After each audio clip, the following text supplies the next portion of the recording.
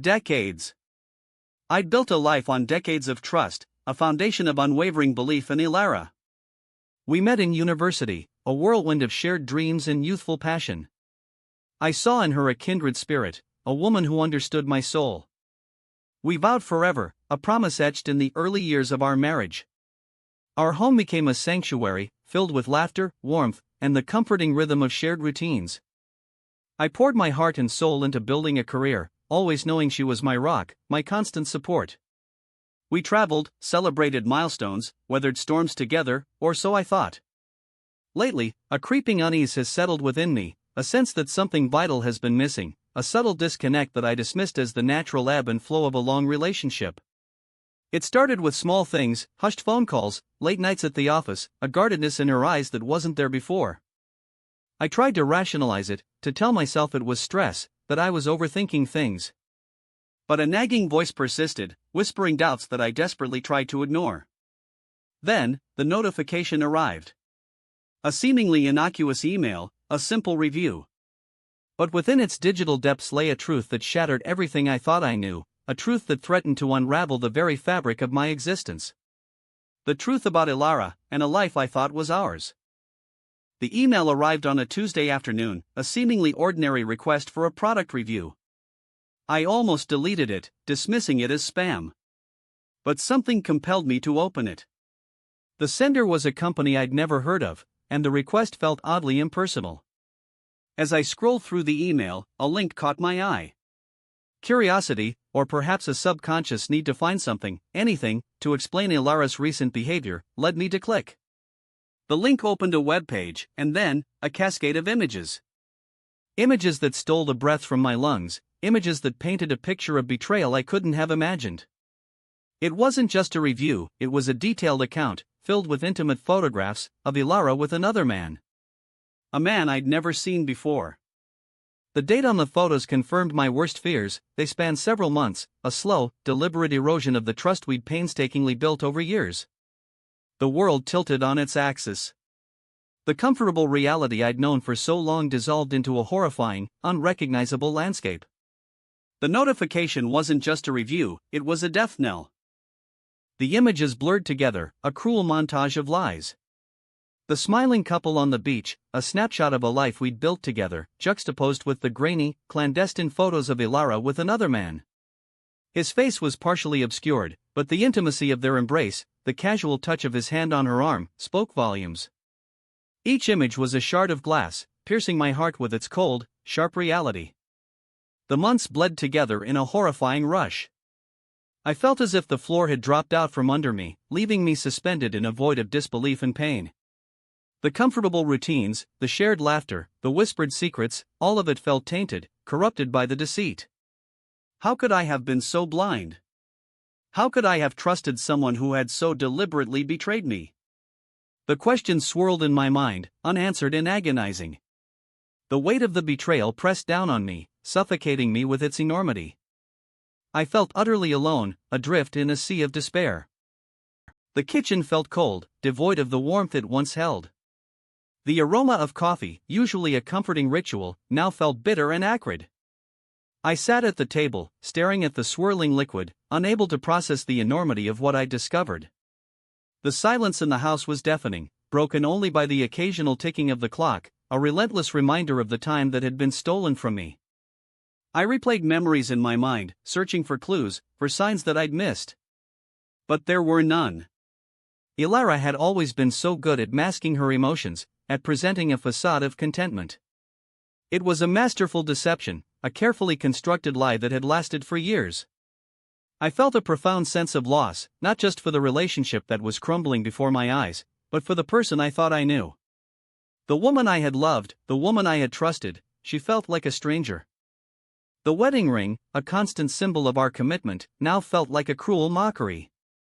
It lay on the table, cold and lifeless, a tangible reminder of a promise broken. I picked it up, turning it over in my fingers, tracing the worn gold with my thumb.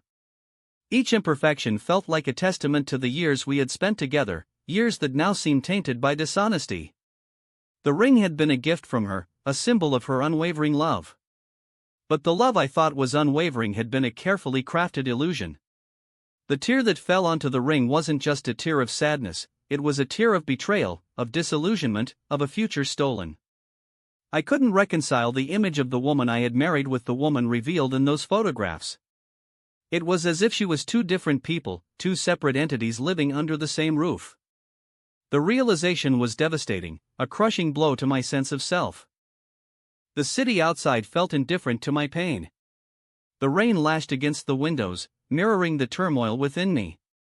I stood in the doorway, watching the blurred city lights, feeling utterly disconnected from the world. The streets were filled with people, each one seemingly oblivious to the drama unfolding in my life. I felt like an outsider, a ghost haunting my own home. The rain seemed to wash away any semblance of hope, leaving me with a profound sense of emptiness. The future I had envisioned, a future filled with shared dreams and quiet contentment, had vanished in a single moment. I didn't know what to do, where to turn. The betrayal had shattered my foundation, leaving me adrift in a sea of uncertainty. The weight of the past, the pain of the present, and the fear of the future threatened to overwhelm me.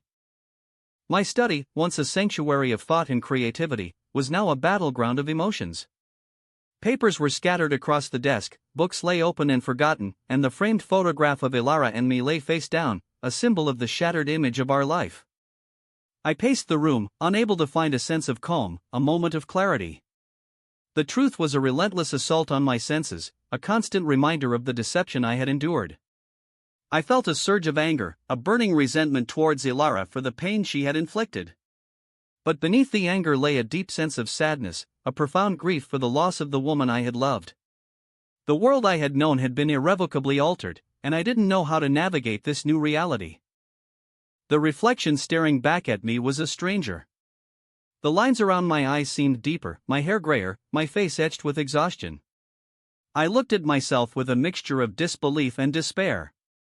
How had I allowed myself to be so naive, so trusting? The betrayal had stripped me bare, revealing a vulnerability I hadn't known I possessed. I felt a profound sense of shame, a feeling that I had somehow failed as a husband, as a partner, as a man. The image in the mirror was a stark reminder of the pain I was carrying, the emotional toll of the deception. A friend's hand on my arm, a simple gesture of support in the midst of the storm. Sarah, my closest confidant, had been a steady presence throughout my pain. She didn't offer platitudes or empty words of comfort, just a silent understanding, a presence that allowed me to feel less alone. Her hand, warm and reassuring, grounded me in the present moment. It was a reminder that even in the darkest of times, there is still kindness, still compassion, still hope. The touch was a lifeline, a connection to a world beyond my own despair. I needed to escape, to find solace in the solitude of nature. I walked for hours through the forest, letting the rhythm of my footsteps guide me. The trees seemed to whisper secrets, the sunlight filtering through the leaves felt like a gentle embrace. The forest offered a temporary refuge from the turmoil in my mind, a place to process my emotions, to find a sense of perspective. It was a journey of self-discovery, a chance to reconnect with myself after being so consumed by the pain of betrayal. The bar offered a temporary escape from the silence of my home, a place to drown my sorrows in a glass of whiskey. The dim lighting and the murmur of conversations created a sense of anonymity, a feeling of being unseen. I watched the other patrons, their faces etched with their own stories, their own struggles. It was a reminder that I wasn't alone in my pain. The whiskey burned going down, a physical manifestation of the emotional fire raging within me. Writing became my therapy, a way to untangle the knots in my mind, to give voice to the emotions I couldn't express. I poured my heart out onto the pages of my journal, recounting the events, analyzing my feelings, searching for meaning in the wreckage of my life. The words flowed freely, a torrent of pain, anger, and confusion. It was a cathartic process, a way to begin to heal. I sifted through old photographs, reliving memories of a life that no longer existed.